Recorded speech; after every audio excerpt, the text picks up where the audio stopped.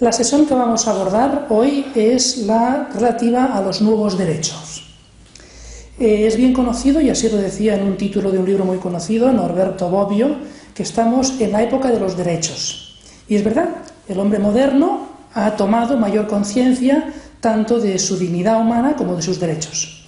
Y uno, basta con que pegue una ojeada a los ordenamientos jurídicos, tanto nacionales como internacionales, se percata de que la protección de los derechos fundamentales o de los derechos humanos ocupan un puesto particular. El reconocimiento y protección de esos derechos, de algún modo, se podría decir que es el resultado de un proceso histórico. Ciertamente, la sociedad humana ha aprendido de la historia, que, como decía el historiador romano, es maestro de la vida. La expresión nuevos derechos se insertan en un contexto histórico concreto, que incluye el momento presente. Calificar algunos derechos como nuevos significa, por una parte, que antes no existían o no habían sido reconocidos, y al mismo tiempo que forman parte de la cultura actual, que promueve su existencia o reconocimiento.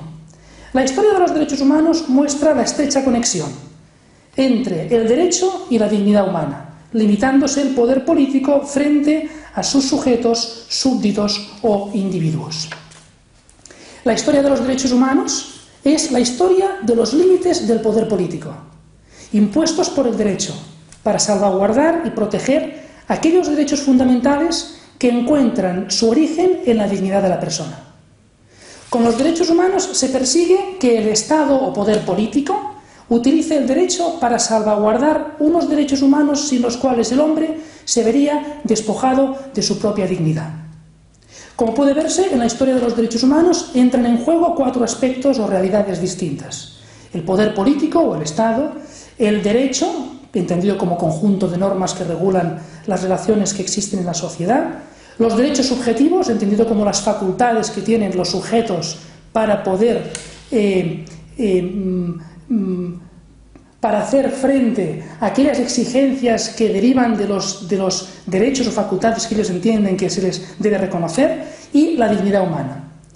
Aunque existen importantes precedentes medievales y modernos de los derechos humanos, que es lo mismo que decir, existen precedentes de esos límites del poder político frente a los derechos de los individuos, y podríamos remitirnos a las Cortes de León de 1188, o a la Carta Magna de Juan Sin Tierra de 1215, o al Tratado de Westfalia de 1648, y tantos otros ejemplos. Podríamos decir, pongamos un ejemplo de los derechos humanos de la primera generación, aquella primera generación que surge a finales del siglo XVIII, primeros del XIX, y que es lo que dio origen a lo que se ha denominado la noción de moderna libertad en el ámbito político del liberalismo. Frente a los poderes políticos absolutistas del siglo XVIII, el liberalismo político defendió la existencia de un ámbito privativo del individuo que, protegido por el derecho, no cabía injerencia alguna por parte del Estado. Este ámbito de libertad es lo que dio origen a un conjunto de derechos individuales, también denominados de primera generación o libertades individuales, que incluiría el derecho de libertad religiosa, libertad de expresión, de asociación, el libre mercado, la propiedad, etc.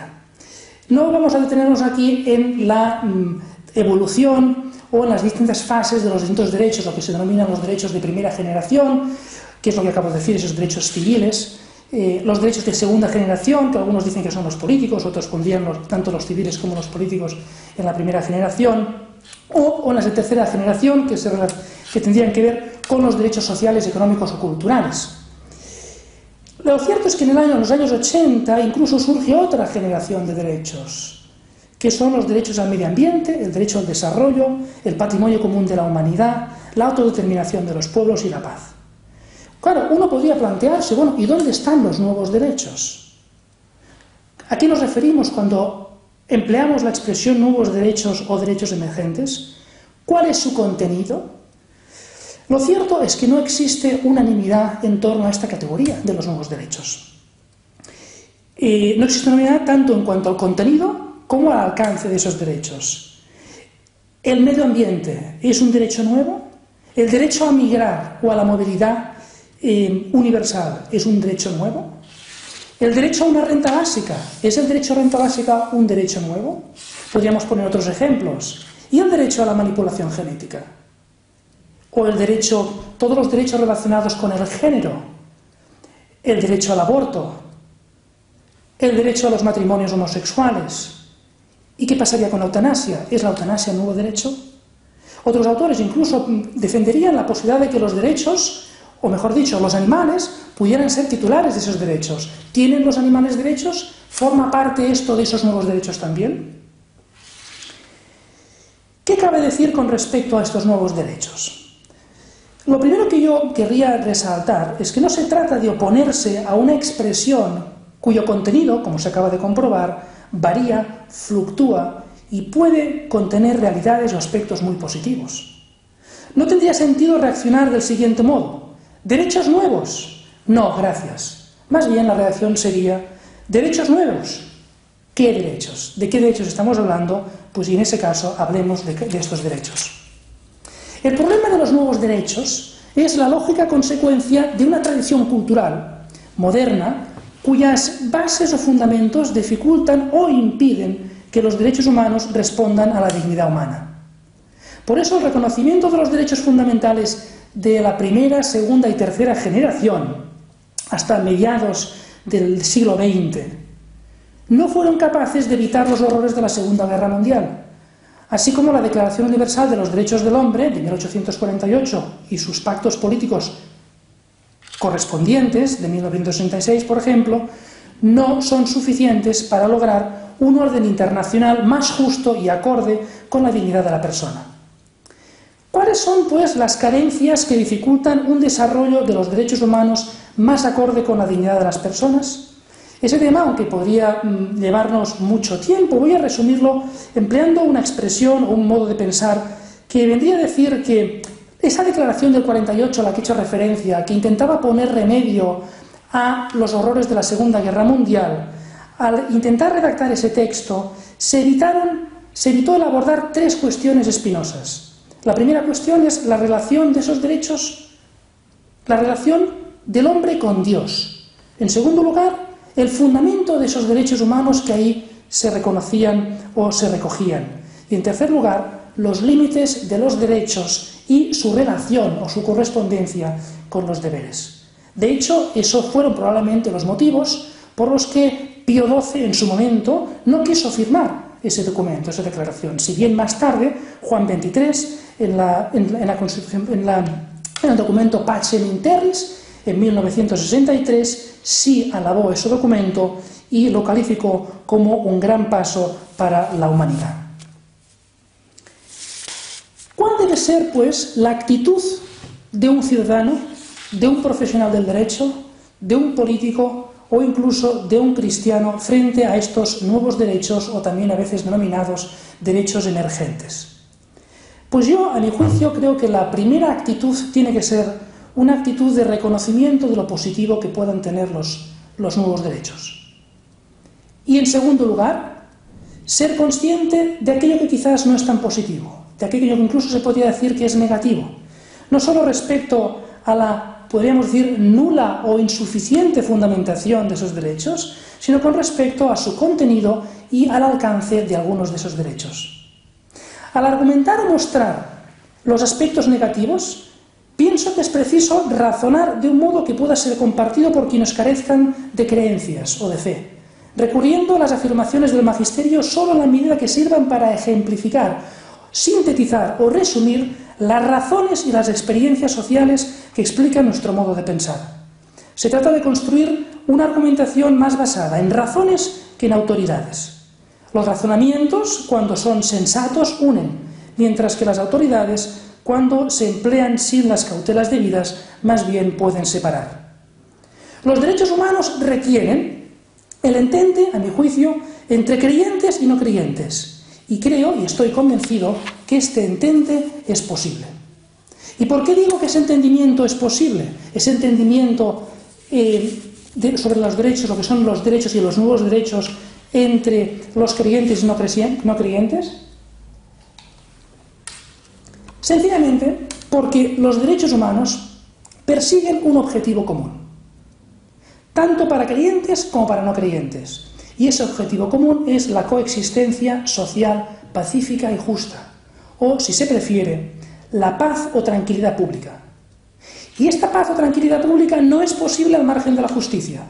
Y los derechos humanos, enraizados en la dignidad humana, constituyen una condición indispensable para esa paz y esa justicia sociales. El problema o el error de muchos de los nuevos derechos consiste precisamente en la pérdida del sentido de la realidad, cuando no incluso en el rechazo o el desprecio de esa misma realidad. Querer es poder. Los avances tecnológicos han hecho que el hombre llegue a pensar que lo puede todo, que él es la medida de todas las cosas, y que es preferible transformar la naturaleza y la realidad que conocerla. Es bien conocido, o son bien conocidas las afirmaciones de Robert Oppenheimer cuando describía el invento de la bomba atómica como la seducción tecnológica. Y todos sabemos a qué llevó o qué consecuencias tuvo ese invento, esa proeza tecnológica. O el mismo Rudolf Hess, cuando, hablando de los campos de concentración, decía que esos campos de concentración eran una auténtica proeza técnica que permitió el funcionamiento ininterrumpido de crematorios y de cámaras de gas. Querer es poder. Y en efecto, tanto la técnica como el arte, como refleja el origen etimológico, si uno va a la expresión poder en alemán, können, tanto técnica como arte reflejan ese ideal según el cual el límite tan solo lo constituye la misma capacidad. El límite del poder o capacidad, se podría decir, lo constituye el límite del querer. Querer es poder. ¿Cuál es el coste de esa concepción? El coste, a mi juicio, es el desprecio de la realidad. Y en ocasiones, y es lo que estamos ahora mismo hablando, esa realidad cuando concierne a lo que es el hombre, a lo que es su propia dignidad. ¿Cuál es el camino que lleva a ese olvido de la realidad? Pues a mi juicio el camino es la exaltación o la hipertrofia de la propia objetividad, que distorsiona la percepción de esa realidad, que no es reconocible si no es mediante el tamiz de los propios intereses, ambiciones o deseos. Esto lleva, por tanto, a una concepción narcisista de la propia existencia, en el que uno ve al otro como un contrario, como un rival o competidor, pues puede erigirse en obstáculo o impedimento para mi propia realización. Es decir, el yo y el tú no tienen nada que ver ni tienen nada en común. De ahí que se imponga la idea o el concepto de tolerancia como un requisito para la coexistencia. Si se vislumbrara una base o dignidad comunes, el otro ya no sería un enemigo o no se vería como un enemigo. Y eso permitiría reemplazar la tolerancia por la cooperación y la solidaridad. Pero para ello habría que reconocer la existencia de una realidad que trasciende mi yo y me interpela, poniendo coto a mis deseos, ambiciones y caprichos. Y como la ambición humana es insaciable, pero al mismo tiempo se reconoce que algunos límites son necesarios, se opta por aquellos límites que, pudiendo cambiar por completo de acuerdo con las circunstancias del momento, no gozan de otro asidero que el del consenso, plasmado en una ley que debe ser o que es presentada como la expresión de la voluntad general. El consenso y la ley se erigen en límites más formales que materiales, en límites, podríamos decir, más procedimentales que sustantivos, porque en realidad todo puede cambiar, nada es permanente. Y si la realidad no contiene nada permanente, es preferible pasar de la realidad, ignorarla, despreciarla e incluso rechazarla. Ese desprecio o rechazo de la realidad nos permite, en principio, vivir y pensar sin límites, salvo los que nosotros queramos imponernos en cada momento. Y en cualquier caso se tratan de límites autorreferenciales. En definitiva, el hombre que se hace a sí mismo. Y de aquí surge esa idea, esa corriente filosófica del constructivismo. O, dicho de otro modo, el hombre que busca su propia felicidad. Y de ahí surge otra corriente, que es la corriente utilitarista. Una felicidad que se busca al margen de la misma realidad, sin límites, o unos límites que son meramente autorreferenciales, los que nosotros nos queramos imponer. Esa concepción tiene consecuencias en el lenguaje, porque las palabras dejan de referirse a ideas y conceptos que se encuentran en la realidad. Desaparece la conexión palabra, idea, realidad. Y las palabras empiezan a emplearse para conceptos que carecen de conexión con la realidad o que contradicen la misma realidad. Se ha dicho que la degradación del lenguaje es lo más pernicioso de la modernidad. Decía Nietzsche que mientras se mantenga la gramática habrá Dios, pues las palabras remiten siempre a la realidad. Y en efecto, hay expresiones que no casan con la realidad. Uno puede hablar de interrupción del embarazo, pero ya se ve que el aborto es algo más que una mera interrupción del embarazo. O uno puede hablar de la píldora del día después, pero ya se ve que esa expresión no acaba de contener todo el sentido y el significado de esa realidad. O uno puede hablar del género en vez del sexo, para reducir el sexo a una mera cuestión o fenómeno cultural.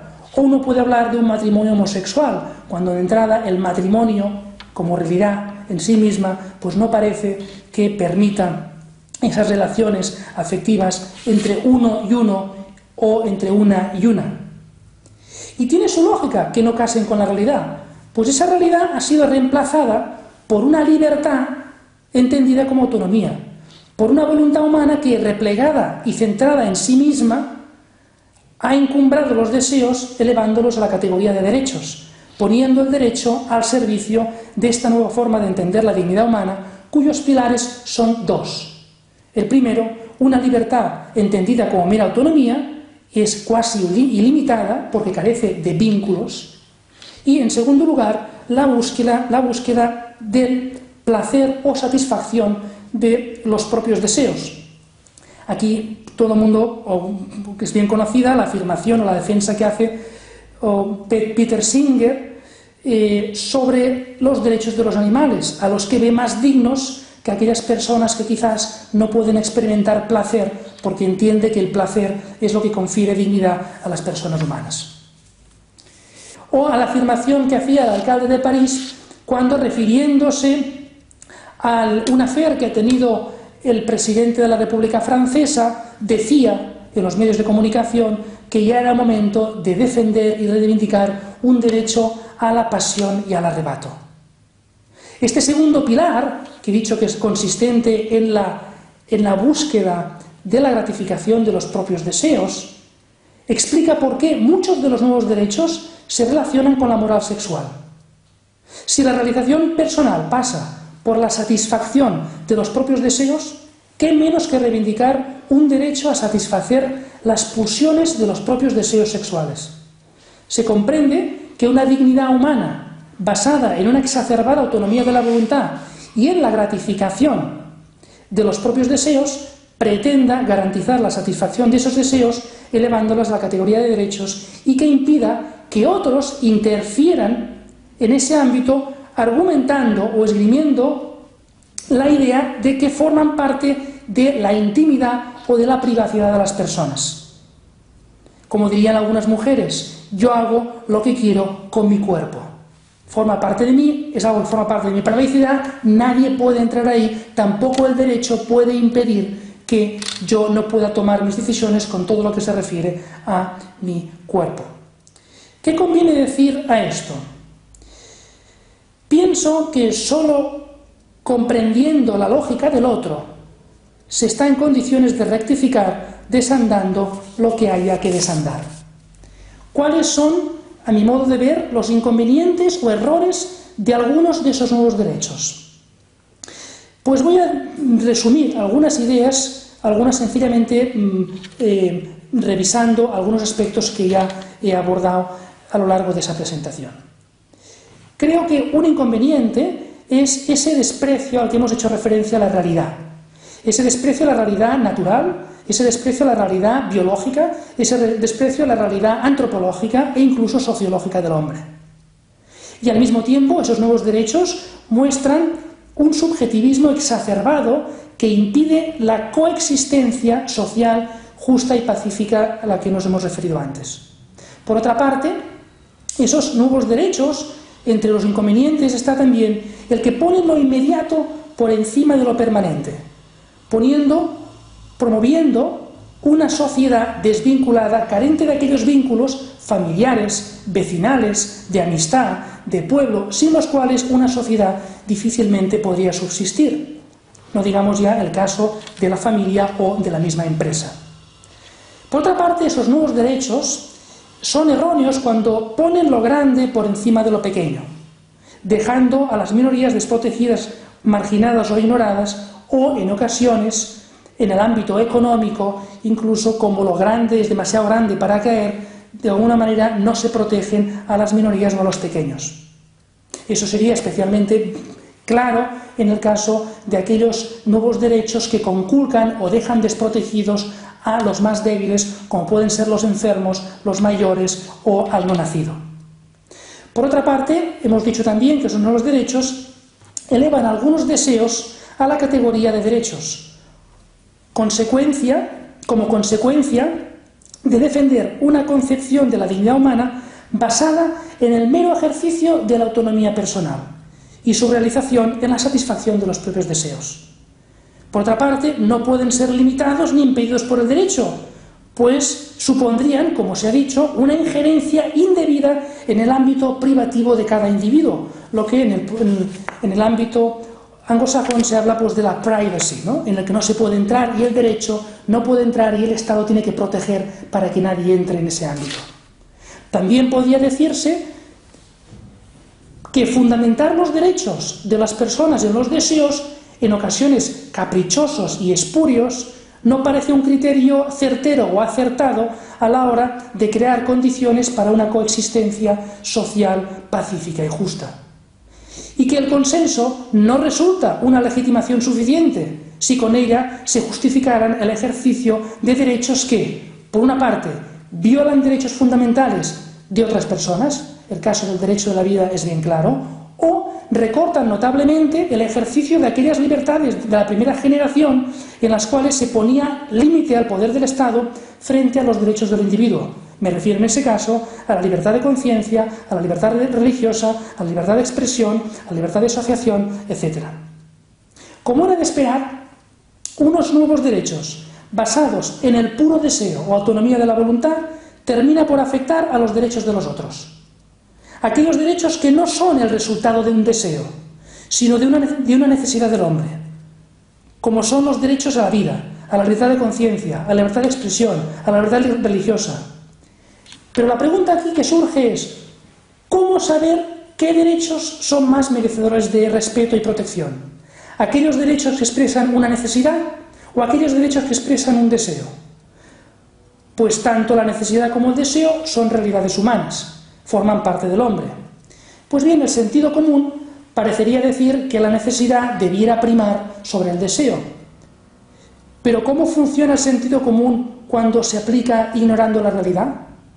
¿No estamos acaso en una sociedad moderna en la que el hombre es la medida de todas las cosas y puede, si quiere, haciendo de la capa un sayo, encumbrar los derechos deseo, despreciando los derechos necesidad?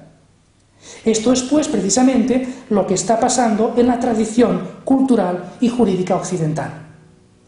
La reivindicación de unos derechos nuevos, que siendo la expresión de meros deseos, supondrán el fin del derecho a la vida, así como de las libertades de conciencia religiosa, porque en una sociedad desvinculada y utilitarista, tan solo se admiten opiniones, pero no convicciones, ni ideas permanentes que pudieran limitar el superhombre que no conoce de límites, que todo lo puede, pero que termina conformándose con satisfacer sus deseos e intereses más básicos, aquellos que incluso podrían ser objeto o propios del gozo o objeto de los animales, de aquellos animales no racionales.